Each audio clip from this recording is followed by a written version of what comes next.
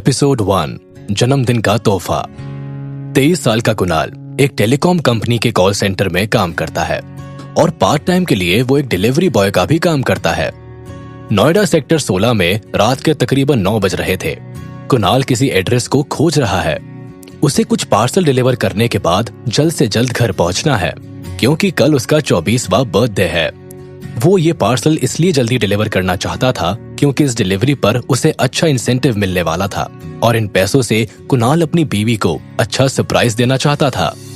अपनी मंजिल पर पहुंचकर कुणाल डोरबेल बजाता है। अंदर से किसी महिला की आवाज आती है। कौन? मैडम, आपका पार्सल। कुणाल दरवाजे के बाहर मुस्कुराते हुए पार्सल हाथ में लिए खड़ा है। जैसे ही दरवाजा खुलता है कुणाल हक्का बक्का रह जाता है। उसकी मुस्कुराहट अचानक ताज्जुब में बदल जाती है। घर का दरवाजा जो महिला खोलती है वो और कोई नहीं, उसकी पत्नी की सहेली श्वेता है, जो उसकी पत्नी के साथ एक ही ऑफिस में काम करती है। श्वेता को देखकर कुणाल हिचकिचाते हुए कहता है, मैडम, आपका पार्सल। कुणाल का चेहरा देखकर श्वेता हंसने लगती है। उसकी हंसी सुनकर कुणाल को ऐसा लग रहा होता है मानो सारी दुनिया उस पर हंस रही हो। फिर भी कुणाल अपनी परेशानी को छुपाते हुए मुस्कुराकर पार्सल श्वेता के हाथ में थामते हुए कहता है, 960 रुपए मैडम। श्वेता 500 के 2 नोट कुणाल के हाथ में थमाती है। कुणाल जैसे ही छुट्टे पैसे लौटाने के लिए अपनी जेब में हाथ डालता है तभी श्वेता बोलती है, कीप द चेंज, और तंज कसते हुए कहती है, रख लो भाई, इतनी मेहनत करते हो, थोड़ी सी मदद हम भी कर देते हैं तुम्हारी मेहनत में। श्वेता के तीखे शब्द सुनकर कुणाल के ऊपर मानो वज्रपात टूट पड़ा हो। कुणाल संयम के साथ मुस्कुराते हुए 50 रुपए श्वेता को लौटाता है और मुस्कुराते हुए कहता है, मेहनत से ज्यादा कुछ नहीं और एहसान तो किसी का भी नहीं। श्वेता कुणाल की बात सुनकर अपना मुंह बनाते हुए कुणाल से छुट्टे पैसे ले लेती है और उसके मुंह पर ही जोर से दरवाजा बंद कर देती है। कुणाल मुस्कुराते हुए पलटता है। तभी उसे याद आता है कि उसे अपनी बीवी के लिए घर पर सरप्राइज भी प्लान करना है। कुणाल अपना आखिरी पार्सल डिलीवर करने के बाद घर की ओर भागता है।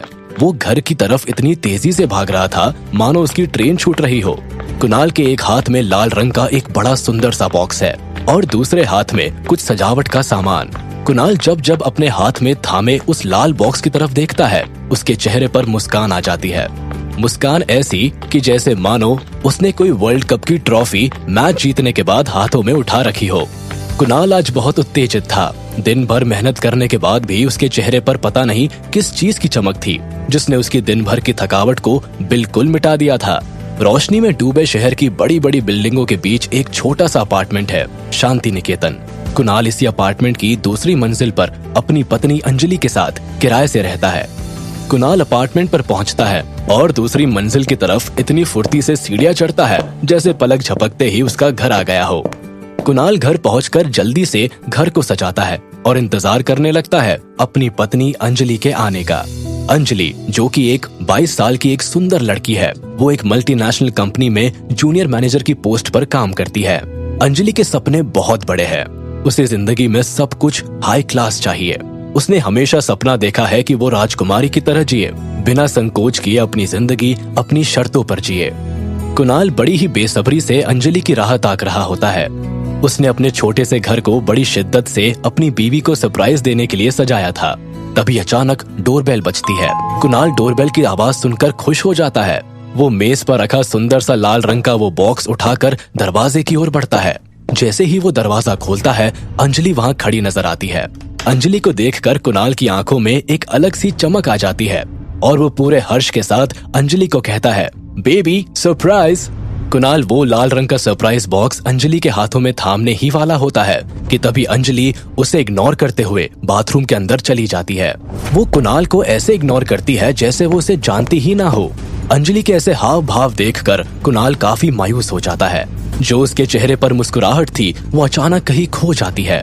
कुणाल अपने हाथों में पकड़े उस बॉक्स को बेड पर रखता है और हॉल में रखी कुर्सी पर जाकर मायूसी से बैठ जाता है। वो बैठकर ये सोच रहा था कि अंजलि ने आज उसके साथ ऐसा बर्ताव क्यों किया। क्या उसके प्यार में कोई कमी आ गई थी? उसने तो हर मुमकिन कोशिश की है अंजलि को खुश रखने के लिए, लेकिन आज अंजलि के ऐसे बर्ताव ने मानो उसे सवालों के घरों में डाल दिया हो। कुणाल इन ख्यालों में उलझा ही हुआ होता है कि तभी बाथरूम का दरवाजा खुलता है। दरवाजा खुलते ही कुणाल अंजलि को प्यार से कहता है, क्या हुआ जान, मेरे पास बैठो, मुझे तुमसे कुछ बात करनी है। कुणाल जैसे ही अपनी बात खत्म करता है, अंजलि गुस्से में तमतमा उठती है, जैसे उसके मन में कई सवाल चल रहे हो। उसके चेहरे पर गुस्सा साफ नजर आ रहा था। अंजलि तपाक से बोलती है, बस बहुत हुआ, मैं अब ये सब और नहीं सह सकती। मैंने फैसला कर लिया है, मुझे डाइवोर्स चाहिए।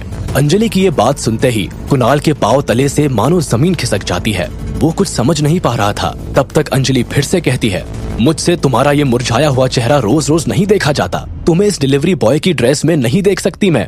ऑफिस के सारे लोग, मेरे सभी दोस्त हंसते हैं, मेरा मजाक उड़ाते हैं तुम्हारे नाम से। नहीं सुन सकती कि अभी कुछ घंटों पहले मेरी दोस्त के घर पर पिज्जा पहुंचाने वाला डिलीवरी बॉय मेरा पति था।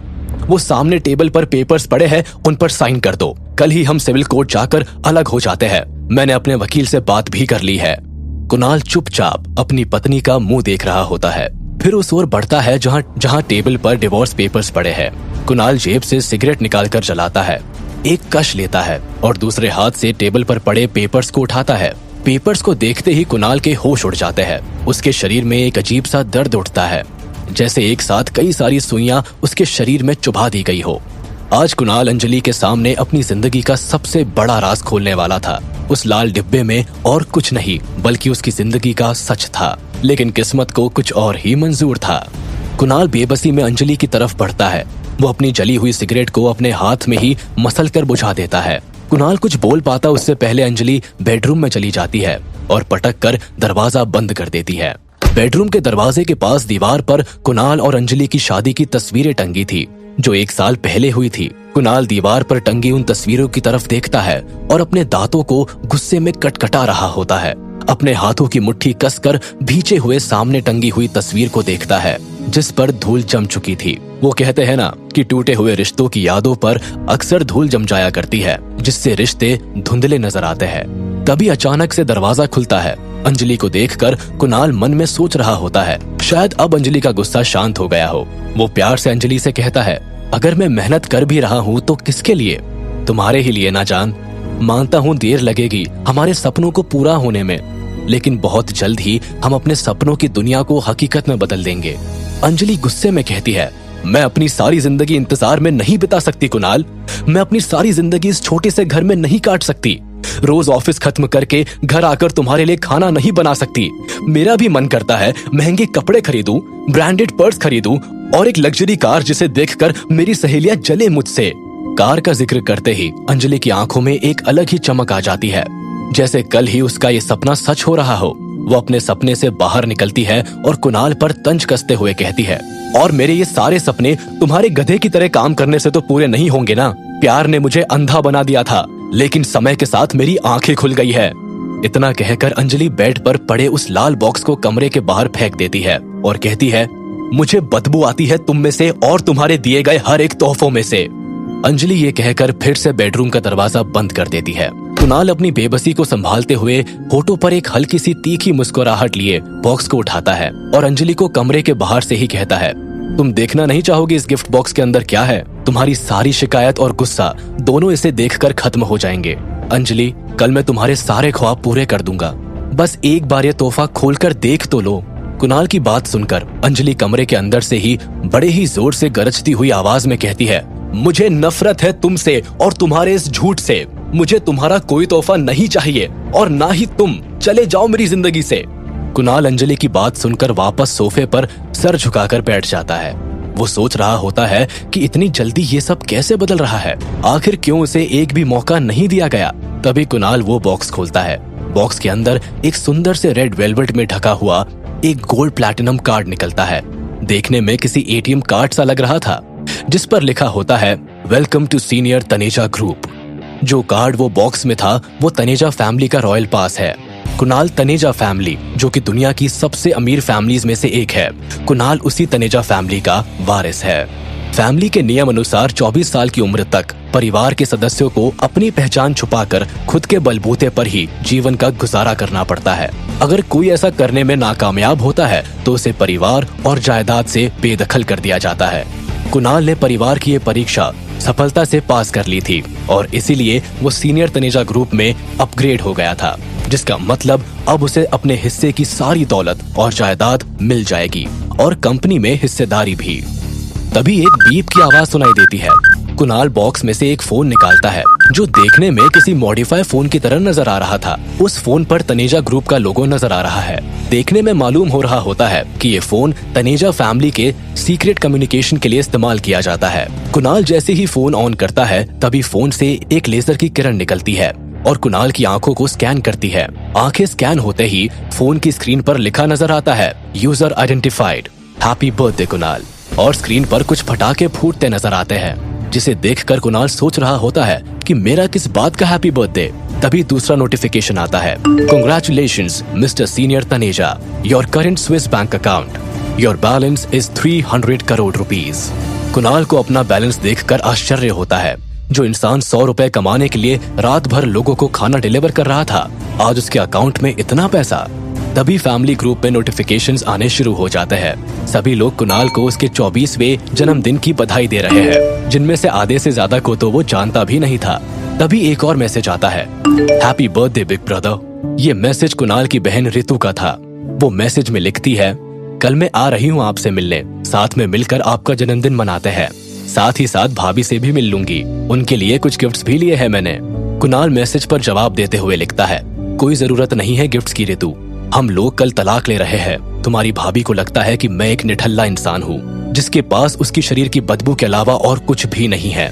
रितु कुणाल का मैसेज पढ़कर आग बबूला हो जाती है और लिखती है, क्या कहा, आप निठल्ले इंसान हो? भाई मैं कल ही आती हूँ और उसे पैसों के अंदर ही दफन कर दूंगी। आप बस अपना ख्याल रखिए, हम कल ही मिलते हैं। कुणाल अपने टूटे हुए ख्वाबों को समेटने की कोशिश कर रहा होता है।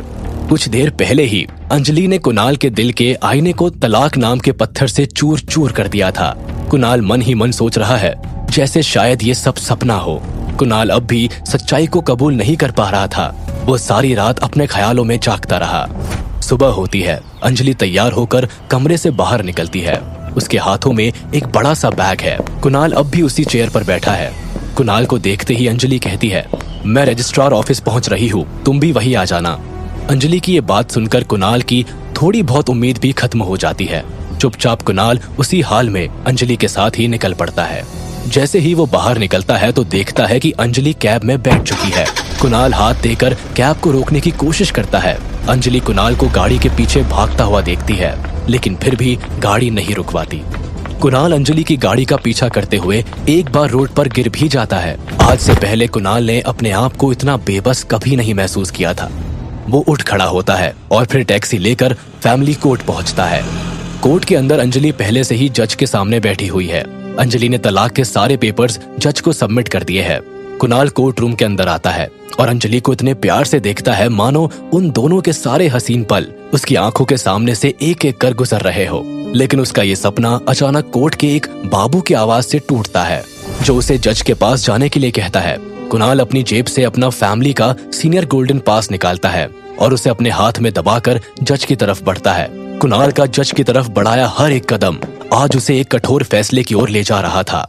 क्या कुणाल अपनी सच्चाई अंजलि को बता पाएगा? क्या ये तलाक रुक जाएगा? क्या अंजलि कुणाल के प्यार को चकनाचूर कर अपनी जिंदगी में आगे बढ़ जाएगी? क्या कुणाल की बहन रितु अपने साथ कोई नया तूफान लेकर आएगी? अब आगे क्या होगा इस कहानी में जानने के लिए सुनते रहिए लव, एक्स और धोखा।